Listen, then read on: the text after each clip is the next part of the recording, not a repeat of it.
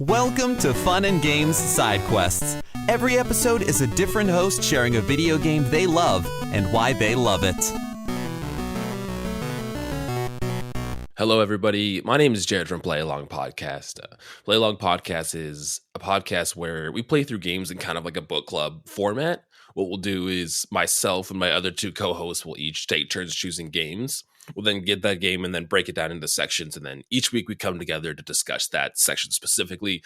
We really dive deep into the narrative. So we do offer spoilers for our games that we're playing. So if you try to avoid spoilers, either we always say play the game first and come back, or you play along with us. Today, I'm going to be talking about a game called Kena Bridge of Spirits.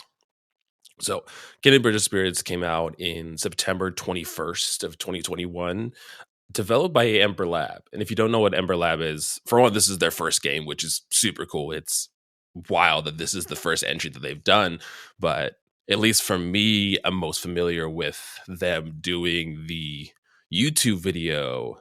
You've met with a terrible fate. I think that's what it's called. I don't remember. But it's off of Majora's Mask, and it's beautifully animated by Ember Lab. And that's kind of what they were known for, was this kind of crazy animation that they would do. So when I saw that team was doing a video game, I was incredibly excited. Also, if you haven't watched that video, go watch it. I know I haven't said the name accurately, but here, let me look it up real quick. Okay. So it's just called Terrible Fate. I don't know why I was getting all that out. I was trying to pull the quote from Majora's Mask, but it's this really cool, really well done animation of Skull Kid finding Majora's Mask off the Happy Mask salesman, and it's incredible. It's so cool. So go check it out if you haven't. But the game, so I was really excited for this game. I bought it day one, and Kena Bridge of Spirits is a third-person action adventure game.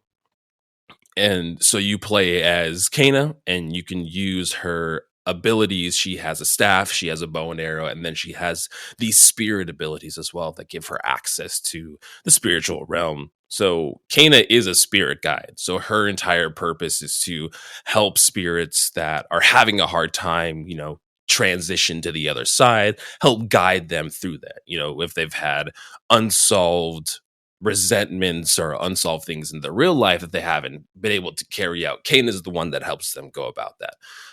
This game really gives me early 2000s like 3D platformers, but really well refined and a lot of modern gameplay and modern tropes. But the very first time I booted this game up and started playing it, again, has amazing animation similar to the Majora's Mask YouTube video. The voiceover is done phenomenally, and the game just looks incredible. If you like stylized things like the Ghibli movies, or if you like, anime, this game's visual style holds up to those 100%. And the music just it gives me big like Princess Mononoke vibes, with not only the score and the orchestra, but the visual style as well. Lots of forests, lots of fauna and flora in there too that are represented. But yeah, really why this game stood out to me was the gameplay.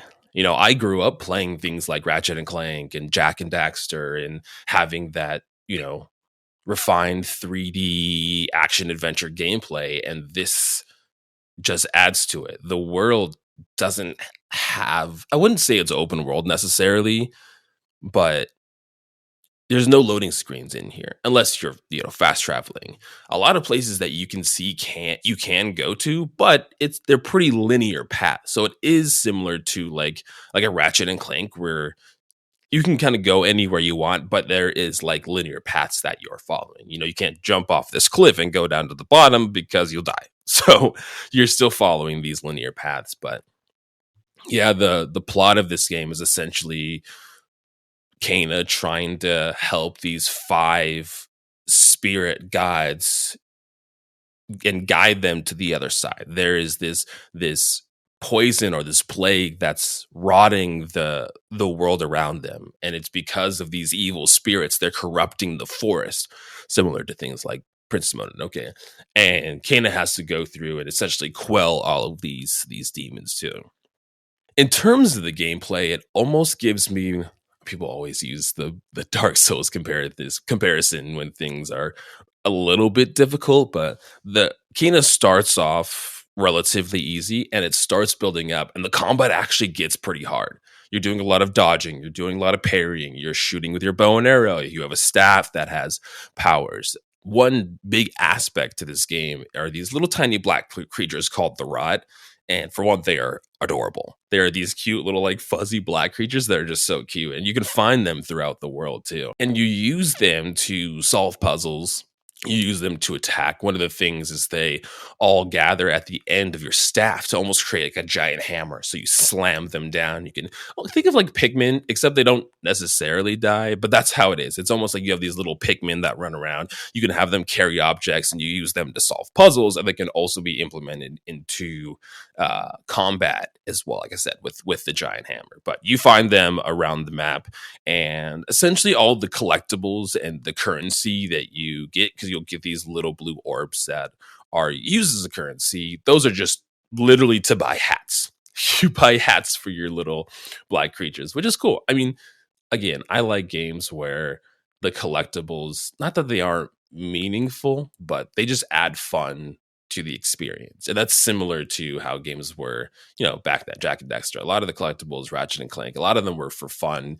There's a lot of Easter eggs. You had a lot of like costumes. Like I remember changing costumes in Ratchet and Clank and having cameos like Jak and Daxter show up in one of them. So with the hats, it kind of just gave me that feeling of those early games. But man, I loved this game.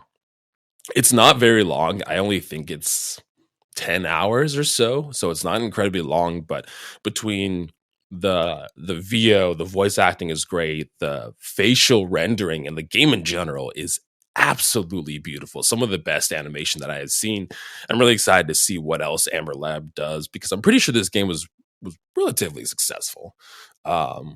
But if you like those cool visual styles, if you like plot and narratives like Princess Mononoke, and if you grew up playing those, early 2000s platformers, then this game is right up your alley, because it's so much fun. I couldn't recommend this game more. It's on PS4, it's on PS5.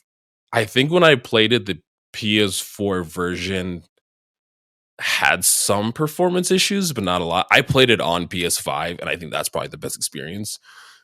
But yeah, I would probably recommend doing that. I don't think there's a ton of DualSense capabilities. There is a lot of haptics when you're pulling the bow. You can really feel that feedback in that trigger, but it doesn't do things like Returnal that has the rain that you can feel hitting the suit on your controller. But the haptics are good. I like that. But that's Kingdom Bridge of Spirits. It's so fun. The narrative is really compelling. It has a lot of twists and turns to it, so I don't want to spoil a lot that happens if you haven't played this game for some reason. But it tugs on your heartstrings. It goes into some deep topics and loss and death within family members and siblings and friends that really helped just guide me throughout the game. I mean, the game and the gameplay were already enough to hook me, but the narrative being interesting and emotional at times really helped. So if you haven't, 100% go play Kingdom Bridge of Spirits. I think it goes on sale quite often now.